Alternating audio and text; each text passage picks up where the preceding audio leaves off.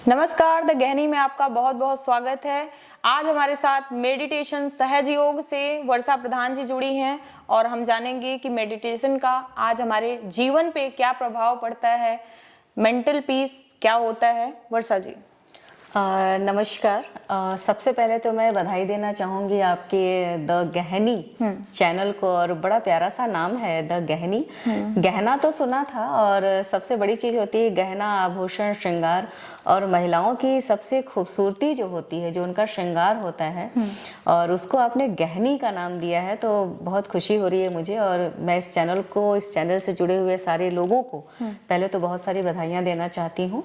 और मैं वर्षा प्रधान सहज योगा मेडिटेशन की तरफ से, और मुझे बहुत खुशी है शिल्पी जी कि आज आप मेरे आवास पर और अपने इस चैनल के माध्यम से सहयोग के बारे में जानने की आपने इच्छा व्यक्त की है। ये मुझे बहुत अच्छा लग रहा है। Thank you ma'am. सहज योग होता क्या है? सहज योग का मतलब होता है कि सहज और सरल तरीके से स्वयं से योग करना, अपने भीतर योग को घटित होते हुए महसूस करना। होता क्या है कि लोग कहते हैं कि योग करिए, और योग का मतलब होता है जुड़ना, योग का मतलब होता है कनेक्शन, योग का मतलब होता है कनेक्टिविटी। पर क्या वो योग हमारे भीतर घटित हुआ? और अगर घटित हुआ तो उसका अनुभव क्या था, उसकी अनुभूति क्या थी? तो सहयोग की जो सबसे महत्वपूर्ण चीज है, वो महत्वपूर्ण चीज ये है कि सहयोग हमारे भीतर घटित होता है। और वो घटित होने का प्रमाण क्या होता है? घटित होने का प्रमाण ये होता है कि जब सहयोग ध्यान के माध्यम से हम अपने भीतर ध्यान की स्थिति में उस अवस्था में पहुंच जाते हैं, तो हमारे अंदर परम चैतन्य की अनुभूति होती है। और वह परम चैतन्य, जैसे आदि शंकराचार्य जी ने कहा कि शलिलम शलिलम, या कबीरदास जी ने कहा कि शून्य शिखर पर अनहद बाजे। तो जिन सारी चीजों को वेद और शास्त्रों में या बड़े बड़े जो हमारे महापुरुष रहे हैं, ज्ञानी रहे हैं, उन्होंने अपने शब्दों में बताया, तो उन्होंने अपने अनुभव को व्यक्त किया था। तो उस अनुभव को अगर हम आज अपने आम जीवन में अगर अनुभव कर रहे हैं, अनुभूति हमें महसूस हो रही है और बहुत सहज तरीके से हो रही है, तो उसी को कहा जाता है कि सहज और सरल तरीके से स्वयं के भीतर योग का घटित हो जाना ही सहज योग है। बहुत अच्छा। सहज योग से आप कब से जुड़ी हैं? सहज योग से जुड़े मुझे कम से कम 18 साल हो रहे हैं, और 18 सालों से मैं सहज योग से जुड़ी हुई हूँ, और सहज योग का कार्य भी लगभग चल ही रहा है। और सहज योग 200 देशों में सहज योग जो है कराया जा रहा है, जहाँ पे बहुत सारे लोग सहज योग से जुड़ करके लाभान्वित भी हो रहे हैं। और सबसे बड़ी चीज़ यही है सहज योग में कि जब से मैं जुड़ी हूँ, तो मैंने ये चीज़ महसूस किया कि बाहर की जो सारी चीज़ें हैं, जब वो अपने भीतर महसूस होने लगे, तो वो जो अनुभूति थी वो मुझे आज तक मुझे बांध करके रखी। और जब से मैं सहयोग से जुड़ी हूँ, शायद मुझे लगता है कि मैंने पीछे पलट करके कभी नहीं देखा कि अब मुझे कुछ और भी देखना है, क्योंकि अब मेरे जीवन में सिर्फ सहयोग और सहयोग ही बसा हुआ है। खुद को पाना। जी। सहज योग की स्थापना किसने की थी? सहज योग की फाउंडर हैं परम पूज्य श्री माता जी, माँ निर्मला देवी, जिनको आप इस चार्ट में देख सकते हैं, जिन्होंने सहज योग की स्थापना सन 1970 में की थी। और सहज योग निरंतर 1970 से चलता चला आ रहा है, और वो हमारी फाउंडर रही हैं परम पूज्य श्री माता जी, माँ निर्मला देवी। हम अपने शरीर को वास्तव में कितना जान पाते हैं? देखिए, सबसे बड़ी चीज तो यह है, बड़ा अच्छा प्रश्न किया है आपने, कि हम अपने शरीर को कितना जान पाते हैं। तो कितना जान पाते हैं, अगर मैं आपसे ही ये क्वेश्चन पुटअप करूं कि हम अपने शरीर को कितना जान पाते हैं, तो उसमें सबसे बड़ी चीज ये आती है, हम शरीर को उतना ही जान पाते हैं जितना हम जानना चाहते हैं। बिल्कुल, जितना हम जानना चाहते हैं। हमारा आईक्यू लेवल अगर इतना है, हम इतना जानना चाहते हैं। हमारे बच्चे बड़े होते हैं, जब हमको लगता है कि हम पैदा हुए तो हमने जाना कि ये हमारा शरीर है, हमारा ये नाम है, ये हमारे पेरेंट्स हैं। ये सारी चीजों को जानने के बाद हम जितना जानना चाहते हैं उतना जान ही रहे हैं। इसके बाद जब हम अपने एजुकेशन लेवल पे जाते हैं, जब अपने स्टडी लेवल पे जाते हैं, तो बायो में पढ़ाया जाता है कि हमारे शरीर के अंदर भी हमारे इंटरनल ऑर्गन्स होते हैं। तो हमें उस टाइम क्या लगता है, जब हमारा स्टडी पीरियड होता है, तो हमें लगता है कि ये सिर्फ हमारा एक सिलेबस है। तो हम उस चीज को तब भी नहीं जानने की कोशिश कर रहे हैं। फिर क्या होता है कि फिर हमारी जैसे जैसे हमारी लाइफ में हम इम्प्रूव कर रहे होते हैं, फिर हमें लगता है कि हमें अपनी अर्निंग करनी है, हमें पैसा कमाना है, हम अपनी फैमिली को देखना है, सोसाइटी को देखना है, फिर तब भी हम अपने आप को नहीं जान पाते हैं। एक समय ऐसा आता है कि जब हमारे बच्चे बड़े हो जाते हैं और बच्चे जॉब करने लगते हैं, तो हमारे हर एक इंसान के जीवन में होता है, उसको एक अकेलापन खलता है कि हमारे अंदर एक एकाकीपन आ रहा है। तब वो अपने आप को जानने की कोशिश करता है, एनालाइज करता है कि हमने बचपन से लेकर के अभी तक में हमने खुद में किया क्या है। फिर वो अपनी अवेयरनेस से जुड़ने की कोशिश करता है, अपनी चेतना से जुड़ने की कोशिश करता है। तो इसीलिए मैंने कहा कि आप जन्म से लेकर के मृत्यु तक में अपने आप को कितना जानना चाहते हैं, और जिस पीरियड में आप अपने आप को जितना जानना चाहते हैं ना, डिवाइन आपको उतना ही समझाती है। जितना आपने जानना चाहा, डिवाइन आपको उतना आपके बारे में आपको बता देती है।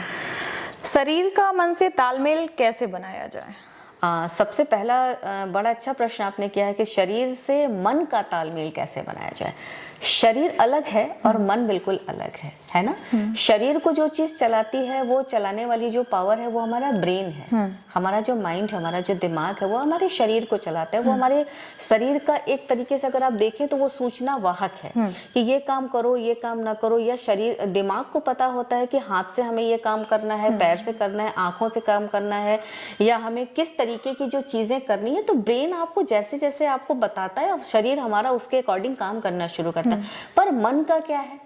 मन तो आज सोच रहा है कि आज हो सकता है मैं इंडिया का प्राइम मिनिस्टर बन जाऊं। तो अगर आप मन से सोचो कि मैं प्राइम मिनिस्टर बन जाऊं, तो आप प्राइम मिनिस्टर बन सकते हो। अगर आपको मन से लगता है कि मुझे स्विट्जरलैंड जाना है, तो वहां आप जा सकते हो। तो मन तो कहीं भी जा सकता है। मन चंचल है। हाँ, मन चंचल है। तो अब मन, आत्मा, जीवात्मा और शरीर, ये सारी चीजें बिल्कुल अलग अलग है। शरीर अलग है, आत्मा अलग है, मन अलग है। तो अब हम लोगों को बड़ा अच्छा प्रश्न आपने किया कि शरीर और मन का तालमेल कैसे बिठाएंगे। तो इसके लिए सबसे बड़ी चीज होती है कि हमारी ध्यानस्थ अवस्था। जब हमारी ध्यानस्थ अवस्था होती है, तो शरीर को भी रिलैक्सेशन चाहिए, आराम चाहिए, मन को भी चाहिए और हमारे दिमाग को भी चाहिए। तो शरीर और मन का तालमेल बिठाने के लिए जो सबसे सुंदर अवस्था होती है, तो समस्त मानवीय चेतनाओं के लिए मैं एक ही चीज कहना चाहूंगी कि अगर आप ध्यान की अवस्था में और ध्यान की गहराई को प्राप्त करने लगते हैं, तो आपका शरीर भी स्वस्थ रहेगा, मन भी चंचलता की तरफ से जो गलत कदम कभी कभी हम लोग उठाते हैं, वो भी चीज शांत हो जाएगी हमारी। और शरीर और मन का जब तालमेल हुआ, जब शरीर और मन का तालमेल हुआ, तो वो जो सबसे सुंदर अवस्था को हम प्राप्त करेंगे, वो अवस्था हम प्राप्त करेंगे कि हम अपनी आत्मा से जुड़ जाएंगे और हमारा आत्म साक्षात्कार हो जाएगा। और जब हमारा आत्म साक्षात्कार होगा, तो हमारे भीतर बैठे परमात्मा से जब हमारा साक्षात्कार होता है, तब हम कहते हैं कि हमारी आत्मा ने परमात्मा से योग किया। उसको कहते हैं कि यह बहुत सुंदर अवस्था होती है। तब हमारे शरीर और मन का तालमेल बहुत सुंदर तरीके से स्थापित हो पाएगा। बहुत अच्छा। मानव शरीर में पाई जाने वाली कुंडलिनी शक्ति क्या होती है? हाँ, कुंडलिनी शक्ति समस्त मानवीय चेतनाओं के भीतर होती है, चाहे उसमें हिंदू हो, मुस्लिम हो, सिख हो, ईसाई। हमें इस चीज को नहीं समझना है। हमें ये समझना है कि मानव जीवन के भीतर एक शरीर के अंदर जो कुंडलिनी शक्ति है, वो क्या है। और सहज योग में श्रीमाता जी ने, सहज योग में आने के बाद मैंने इस चीज को जाना कि श्रीमाता जी ने पूरा काम ही कुंडलिनी शक्ति पे किया है कि कुंडलिनी शक्ति को आप जागृत कैसे कर सकते हो जब आप ध्यान की अवस्था में जाते हैं।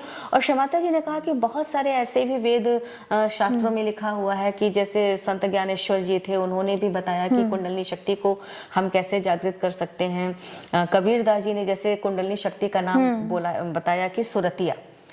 आदि शंकराचार्य जी ने कहा जीवात्मा। और बाइबल में अगर आप पढ़ते हैं तो उसमें जीसस ने कहा है कि होली मदर।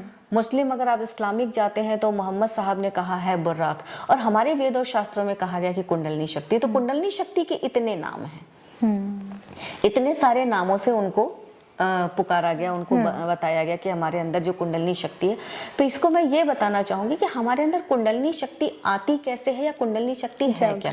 जब एक बच्चा अपनी माँ के गर्भ में 2.5 से 3 माह के बीच, जब वो अपने घर में माँ स्थापित करती है, तो 2.5 से 3 माह के बीच में परमात्मा की जो शक्ति होती है, जिसको हम कहते हैं ब्रह्म की ऊर्जा, परम शक्ति, जब वो बच्चे के भीतर जा करके और 2.5 से 3 माह के बीच में आप इसमें देखेंगे कि यहाँ पे एक ट्रायंगल बोन बनी हुई है। तो बच्चे के भीतर जाकर के जब वो परम शक्ति एस्टैब्लिश्ड होती है तो वो 3.5 कुंडल में जाकर के स्थापित हो जाती है, जिसको हम कहते हैं कुंडलिनी शक्ति। और बच्चा ब्रीथ करने लगता है, बच्चा इंप्रूव करने लगता है। इसीलिए कहा जाता है कि हमारा सृजनकर्ता कौन है। जैसे हम लोगों के अंदर, अभी मैं अगर आपसे ही एक प्रश्न करूं कि आपकी माँ कौन है, तो आप एक सिंपल सा जवाब देंगे बहुत साधारण तरीके से कि जिसने मुझे पैदा किया वो हमारी माँ है। पर नहीं, शायद मैं एक संदेश देना चाहती हूँ अपने समस्त मानवीय चेतनाओं को जो भी हमें सुन रहे हैं कि जैसे ही एक बच्चा गर्भ में आता है उसका सृजन होता है। माँ ने अपने गर्भ में धारण किया, एक साधारण सी स्त्री अपने गर्भ में बच्चे को स्थापित करती है, पर धीरे धीरे वो बच्चा सृजित हो रहा है, वो बच्चा, उस बच्चे का सृजन हो रहा है, वो बच्चा बढ़ रहा है, आगे की तरफ जा रहा है। तो सृजनकर्ता कौन है? इसका मतलब यह है कि first mother is divine mother, आदि शक्ति माँ जिसने हमारे शरीर का सृजन किया, वो हमारी फर्स्ट मदर है। बिल्कुल। जैसे ही गर्भ में एक तरल पदार्थ आता है और वो धीरे धीरे एक मानव के शरीर के रूप में परिवर्तित होने लगता है, तो जिस माँ ने आपको जना है वो आपके शरीर का सृजन नहीं कर रही है। सृजन करता कोई और है, वो डिवाइन पावर है, वो डिवाइनिटी कनेक्शन है। वो जो डिवाइन मदर है वो आपके शरीर का सृजन कर रही है। तो इसीलिए मैंने कहा कि first mother is divine mother, आदि शक्ति माँ जिसने आपके शरीर को बनाया। एंड सेकंड मदर वो जिसने आपको जना। लोग कहते हैं ना कि डिलीवरी हुई, तो डिलीवरी का मतलब क्या, डिलीवर करने का मतलब क्या होता है? कि एक अच्छी सी शॉप से आप कोई सामान उठाते हैं और मकान मालिक को डिलीवर कर देते हैं। परमात्मा की शक्ति से हम अपने अंदर उसको धारण करते हैं और हम परमात्मा की शक्ति को हमने अपने गर्भ में धारण किया और हमने डिलीवर कर दिया। तो ये डिलीवरी हुई कि परमात्मा की शक्ति को आप डिलीवर कर रहे हैं। आप सेकंड मदर हैं। And third mother, most important, third mother my awareness, हमारे अंदर बैठी हुई हमारी प्राणेश्वरी माँ, हमारी कुंडलिनी शक्ति जो समस्त मानवीय चेतनाओं को उसको भीतर से चलाती। आज हम यहाँ बैठे हैं, आप यहाँ बैठे हो, सृजन करता भी नहीं है, डिलीवर करने वाली माँ भी नहीं है, पर हमारे भीतर बैठी हुई एक गाइड करने वाली माँ है कि ये सही है, ये गलत है। हम जब एनालाइज कर रहे होते हैं तो हमारे भीतर बैठ के हमें कौन बता रहा है? बिल्कुल, वो बताती है हमें कुंडलिनी शक्ति, वो हमें बताती है हमारी चेतना, वो हमें हमारे अंदर बैठ के हमें गाइड करती है कि ये करो और ये नहीं करो। तो हमारे जीवन में हमेशा 3 माँओं का संगम है कि first mother is divine mother, आदि शक्ति माँ, सेकंड मदर जिसने हमें डिलीवर किया, जिसने हमें जना, एंड थर्ड मदर वो जो हमारे शरीर में बैठ करके हमें हर पल गाइड करती है, हमारी प्राणेश्वरी माँ या हमारी कुंडलिनी माँ। क्या बात है, बहुत ही सुंदर आपने जो बताया। हमारे जीवन में नाड़ी और चक्रों का क्या महत्व है? हाँ, ये कुंडलिनी शक्ति के बाद आपने पूछा कि हमारे जीवन में नाड़ी और चक्रों का क्या महत्व है। तो अगर आप देखें कि वेद और शास्त्रों में भी बताया गया कि जैसे आज आप देखेंगे आम जीवन में भी अगर आपने किसी को सुना होगा तो लोग कहते हैं प्राणायाम करना चाहिए और हमें एक्सरसाइज करनी चाहिए, योगा करना चाहिए, ध्यान तो प्राणायाम में अगर आपने एक चीज सुनी होगी कि लोग अनुलोम विलोम करते हैं। अनुलोम विलोम बड़ा इंपॉर्टेंट चीज है, अनुलोम विलोम लोग करते हैं। तो अनुलोम विलोम करने का मतलब क्या है? अब जैसे होता क्या है कि जैसे आप जिस चीज को कर रहे हैं ना, आपको उसके बारे में पूरा पता होना चाहिए। बिल्कुल। जब भी आपसे कोई क्वेश्चन अगर पुटअप करे तो आप उसको बता सके कि हम ये करते क्यों हैं। ऐसा ना हो कि हम पीढ़ी दर पीढ़ी हम किसी चीज को सिर्फ फॉलो कर रहे हैं, या किसी ने मुझे बताया कि इससे आपको बेनिफिट होगा, आप कर लो, तो आपने खुद को क्यों नहीं एनालाइज किया? जैसे हमारे जो साइंटिस्ट होते हैं, साइंटिस्ट हमेशा क्या करते हैं? वो एनालाइज करते हैं, वो सीकर होते हैं। तो मुझे लगता है कि हर एक इंसान को सीकर होना चाहिए। बिल्कुल, कि आप पहले एनालाइज करो अपने अंदर कि हमें ये करना क्यों है।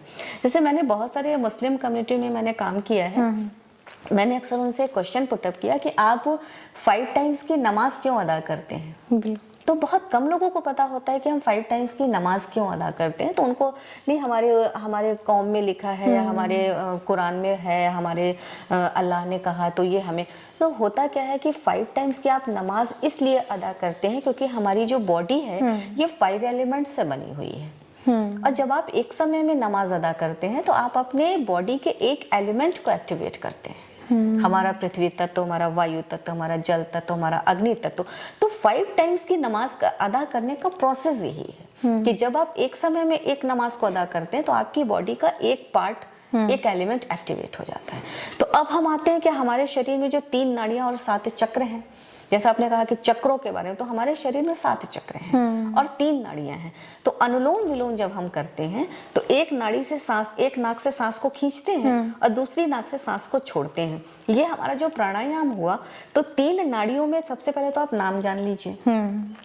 हमारे शरीर की जो बाई नाड़ी होती है उसको हम कहते हैं ईड़ा नाड़ी, और हमारे शरीर की जो दाहिनी नाड़ी होती है उसे हम कहते हैं पिंगला नाड़ी।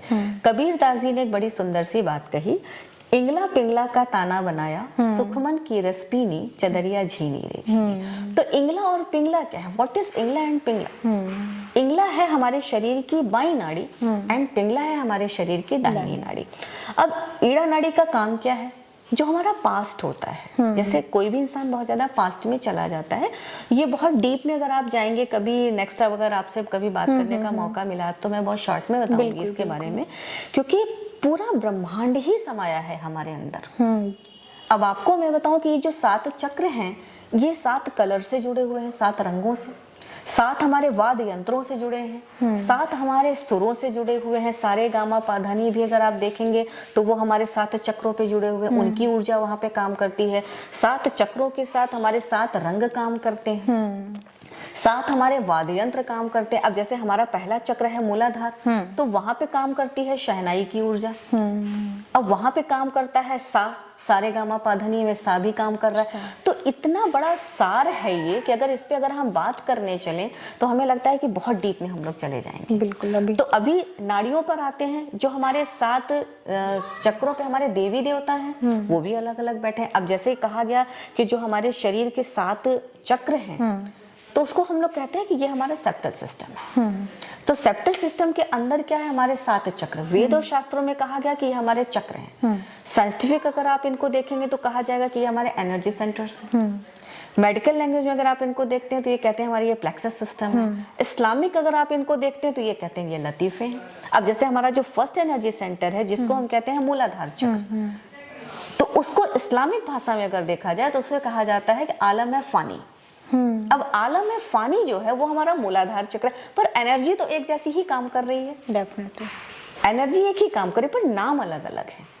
इसी तरह हमारे शरीर में अब जो हमारी बाई नाड़ी है, ये हमारा पूरा पास्ट देखती है, हमारा भूतकाल देखती है। जैसे जैसे हम पास्ट में जा रहे होते हैं या पास्ट की जो चीजें होती हैं, तो अब जैसे वहां पे अगर देखा जाए तो हिंदू धर्म के हिसाब से अगर हम देखें तो हमारी ईड़ा नाड़ी पे श्री महाकाली और श्री महाभैरव का स्थान है। बिल्कुल।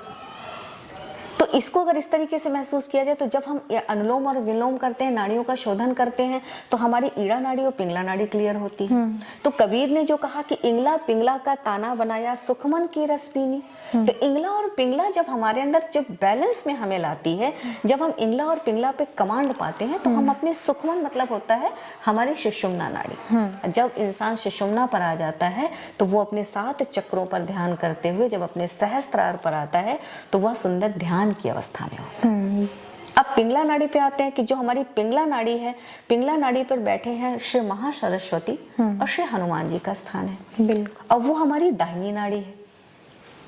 अब दाहिनी नाड़ी, इसके भी आपको मैं बताऊं कि जो हमारी बाई नाड़ी, हमारी दाहिनी नाड़ी, जैसे ही बाई नाड़ी हमारी इफेक्ट होती है तो शरीर का जो भाग है हमारे 3 भागों में विभाजित है। शरीर, जैसे बहुत सारे लोग कहते हैं ना कि हमें किसी को डायबिटीज हो गया, किसी को पैरालिसिस अटैक हो गया, किसी को कैंसर हो गया, तो लोगों को ये लगता है ये बीमारी हो गई। पर सहयोग का मेडिकल आपको बताता है कि जैसे ही आपके शरीर का बायां भाग इफेक्टिव हुआ तो आप कैंसर की तरफ चले जाते हैं। तो जितनी भी चीजें हैं, जैसे आपको डायबिटिक हो रहा है तो आपको जॉन्डिस हो रहा है, जैसे आपको जॉन्डिस की प्रॉब्लम होती है, आपको लीवर की समस्या हो जाती है, तो ये हमारी बॉडी का राइट साइड, जैसे हमारा राइट साइड वीक होता है तो सहयोग का मेडिकल सारी चीज बताता है कि बॉडी के लेफ्ट साइड में क्या प्रॉब्लम आ सकती है, बॉडी के राइट साइड में क्या प्रॉब्लम आ सकती है। अब यहाँ काम करता है मेडिटेशन। क्या बात है। अब आपको जॉन्डिस की समस्या है सपोज दैट, अब आप लेफ्ट पे मेडिटेशन कर रहे हो, लेकिन आपको अगर पता हो गया कि नहीं, बॉडी का राइट साइड वीक होने से हमारा लीवर इफेक्टिव होता है, तो आप अपनी बॉडी के राइट साइड पे मेडिटेशन करोगे ना। तो ध्यान की अवस्था में आपको पता तो हो गई ना चीज। बिल्कुल। अब जिसको पता ही नहीं तो वो क्या करेगा, वो सिर्फ मेडिटेशन ना करके वो मेडिसिन खा रहा है।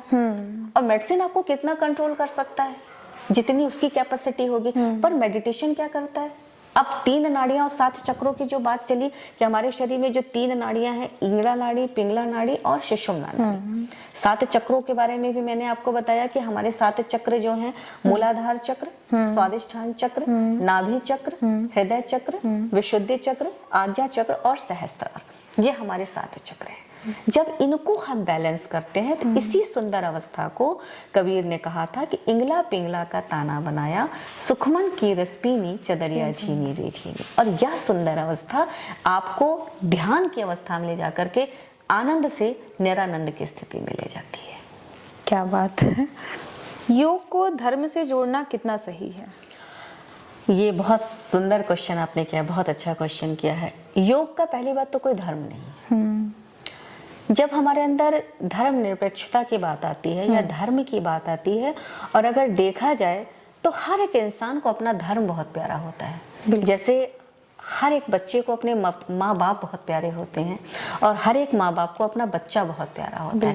तो अगर हम धर्म को भी वैसे देखें ना, तो शायद मुझे लगता है कि कभी किसी में इस तरीके का मतभेद ही नहीं होगा कि यह धर्म हमारा है और यह धर्म तुम्हारा है। बिल्कुल।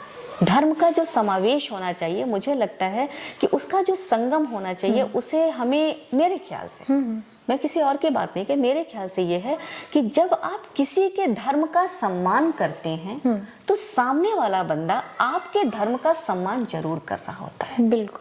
क्योंकि जो प्रतिक्रिया होती है ना, प्रतिक्रिया हमेशा किस जगह पे हो रही है? प्रतिक्रिया वहां हो रही है कि आप अपने अंदर एनालाइज करें, क्योंकि ये चीज स्थिति वह दर्शाती है जब आप किसी के ऊपर एक उंगली उठाते हैं तो 3 उंगलियां आपकी तरफ होती है। इशारा करते हैं। बिल्कुल।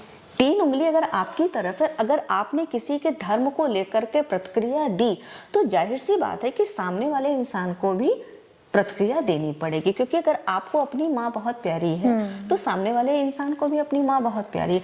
तो मैं सबसे पहले एक ही संदेश देना चाहती हूँ कि जिस तरह से आप अपने धर्म का सम्मान कर रहे हैं, आप किसी के धर्म को फॉलो ना करें पर आप उसकी निंदा भी ना करें। बिल्कुल। चाहे कोई किसी गुरु को मानता हो, चाहे कोई किसी धर्म को फॉलो करता हो, तो वो अपनी स्वेच्छा से कर रहा है, वो वहां स्वतंत्र है। और हर एक इंसान को फ्रीडम होनी चाहिए, उसको स्वतंत्रता होनी चाहिए कि वो किस धर्म से जुड़ना चाहता है, वो किससे जुड़ना चाहता है। धर्म से जुड़ने का मतलब ये होता है आप अपने भीतर बैठी हुई परमात्मा की शक्ति से अगर आप जुड़ जाते हैं तो सबसे पहला धर्म तो ये है कि हमें अपने मानव धर्म से जुड़ जाना चाहिए। बिल्कुल। अगर हम अपने मानव धर्म से जुड़ गए हैं तो मानव धर्म के अंदर तो सारे धर्मों का समावेश है। और जब हम सारे धर्म से जुड़ जाते हैं, अब जैसे मेरा ही है कि मुझे मुस्लिमों के बीच में भी जाना होता है, मैं बहुत सारे क्रिश्चियंस के बीच में भी बैठती हूँ, स्लम एरिया में भी जाती हूँ, अधिकारियों के बीच में। तो होता क्या है कि आपको अपने अंदर एनालाइज करना है, हम कहाँ जा रहे हैं और मुझे कैसे खुशी मिलती है। ये कैसे आपको वो हुआ कि आप मुस्लिम समुदाय में जाके, या कन्विंस कितना कर पाना कठिन था, आसान था? कैसा सफर था? मुझे बहुत खुशी है इस बात की कि मैं आपको बताऊं कि सबसे बड़ा योगदान रहा है मुस्लिम गर्ल्स की जो प्रिंसिपल है मैम, उनके पास जब मैं गई तो मैंने एक चीज देखी। देखिए हर एक इंसान, कोई हिंदू हो, मुस्लिम हो, सिख हो, ईसाई हो, बात यहाँ पे मुस्लिम और हिंदू की नहीं चल रही है, या सिख ईसाई की नहीं चल रही, गरीब अमीर की नहीं चल रही है, बात यहाँ पे इंसानियत की चल रही है। कि जब आप किसी को फेस करते हो ना, जब आप किसी से मिलते हो तो वो इंसान कैसा है, बिल्कुल। वहां पे भूल जाना है मुझे कि कोई हिंदू है या मुस्लिम है या क्या है, उसे मुझे बिल्कुल भूल जाना है। मुझे ये देखना है कि वो मेरी बात को कितना समझ पा रहे हैं। मैं अपनी इसी गेटअप में गई थी और स्कूल में मैं गई, मैंने मैम को बताया कि मैम मैं यहाँ पे मेडिटेशन कराना चाहती हूँ और बच्चों को। तो मैम ने कहा कि मैम अगर आप उनको समझाएंगी तो हो सकता है वो धर्म के बारे में ना समझे। तो फिर मैंने मैम से कहा कि नहीं मैम आप एक बात बताओ कि मोहम्मद साहब ने कहा कि जब कियामा आएगा तो हाथ बोलने शुरू हो जाएंगे। तो मैम ने मुझे बड़े ध्यान से सुना कि मैम आपको कैसे पता कि मोहम्मद साहब ने ये बात कही? हमने कहा मैम मैंने सुना कि मोहम्मद साहब ने कहा कि जब कियामा आएगा तो आपके हाथ बोलने शुरू हो जाएंगे। What is कियामा? मैम आपको पता है कि कियामा क्या है?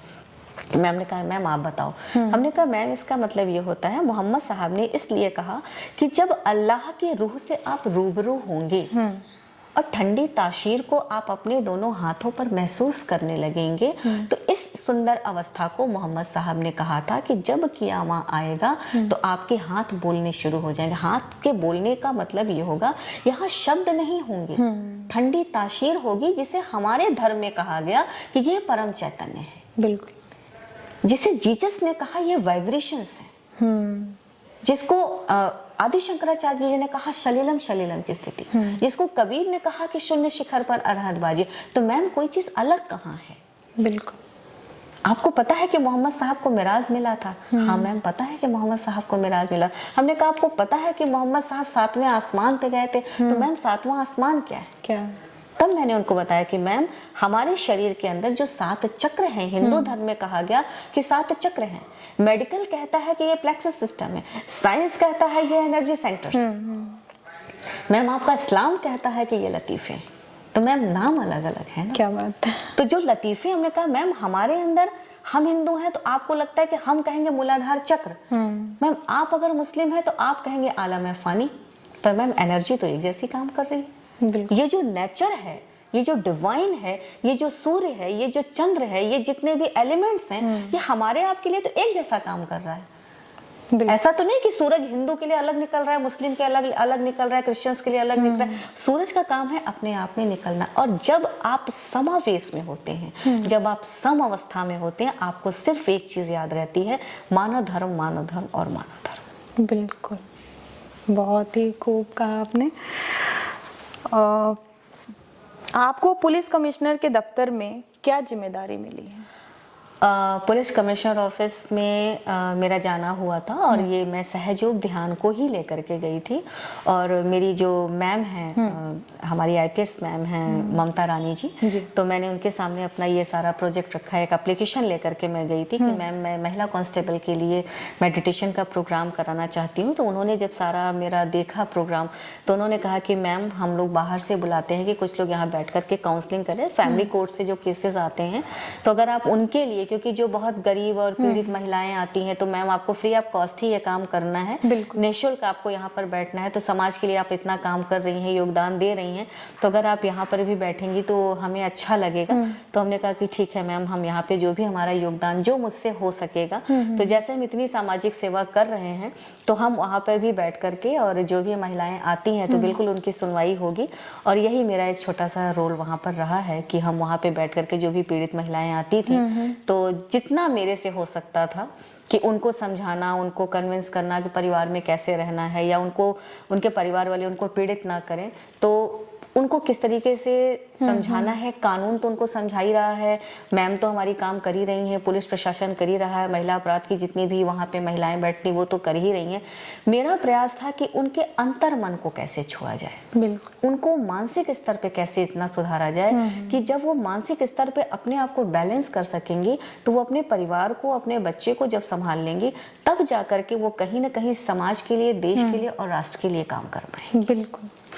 क्या प्रभाव पड़ा इसमें काउंसलिंग से, आपके मेडिटेशन से महिलाओं के? प्रभाव तो इतना पड़ा है कि अभी मेरा जाना थोड़ा कम हुआ है वहां पर प्रभाव की बात पे मैं इतना जरूर कहना चाहूंगी, ये मैंने अनुभव किया कि जब आप कहीं काम कर रहे होते हैं, तो अगर आपकी गतिविधियां जिस तरह की होती हैं, उस तरीके के रिस्पांस आपको मिलने शुरू हो जाते हैं। मैं वहां नहीं भी जा रही हूँ तो भी जिनकी काउंसलिंग मैंने आज से 4 महीने पहले, 5 महीने पहले मैंने की थी, तो इतनी आत्मीयता है उनको। और मैं जबकि उनको बताती हूँ कि अब मैं वहां पर नहीं बैठती हूँ, वहां पे मैं काम नहीं कर रही हूँ, बहुत कम मेरा वहां पे जाना होता, कोई बहुत इंपॉर्टेंट केस आता है तभी मैं जाती हूँ, जो भी है, तो भी लोगों के फोन कि मैम आप जब समझा देती है ना तो हमें समझ में आ जाता है, आप मुझे बता दीजिए।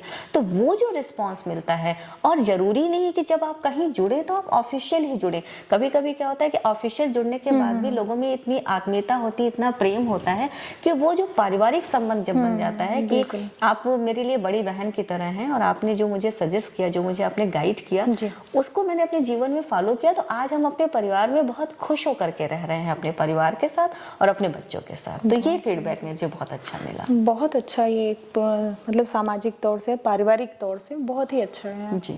द ज्ञानी से मैं शिल्पी आपका बहुत बहुत साधुवाद करती हूँ। धन्यवाद।